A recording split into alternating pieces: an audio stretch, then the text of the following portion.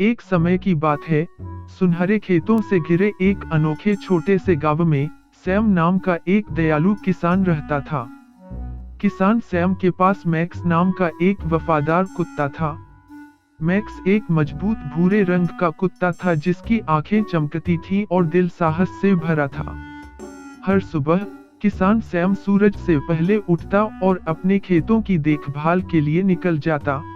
Max हमेशा उसके साथ रहता था, अपनी पूंछ हिलाता था और मदद करने के लिए उत्सुक रहता था। मैक्स को फार्म बहुत पसंद था, मुर्गियां चटकाने से लेकर रभाने वाली गायें तक, लेकिन सबसे ज्यादा उसे किसान सैम की मदद करना पसंद था। एक धूप वाले दिन, जब सैम खेतों की जुताई कर रहा था, उसने आकाश में काले बादलों को इकट्ठा होते देखा। भयंकर तूफान चल रहा था और सैम जानता था कि उसे अपना काम जल्दी खत्म करना होगा।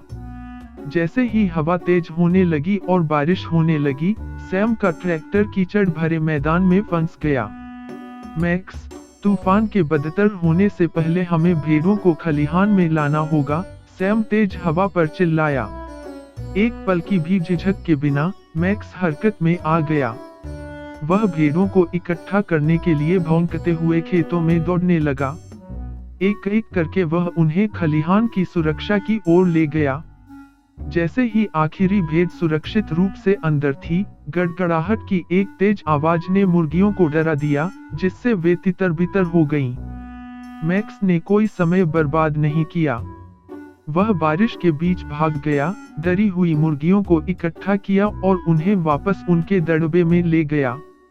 भीगे हुए लेकिन दृढ़ निश्चयी मैक्स ने तालाब के पास कुछ हिलता हुआ देखा। यह एक छोटा बत्तख का बच्चा था, जो तेज हवाओं के विरुद्ध संघर्ष कर रहा था।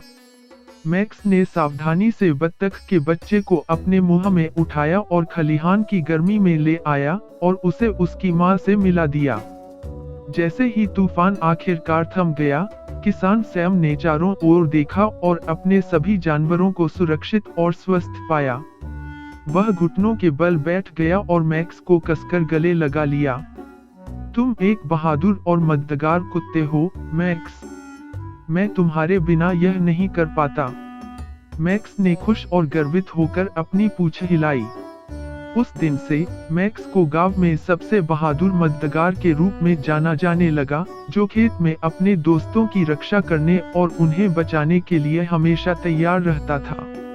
और इसलिए मैक्स और किसान सैम अपने प्रिय खेत में एक साथ खुशी से रहते थे।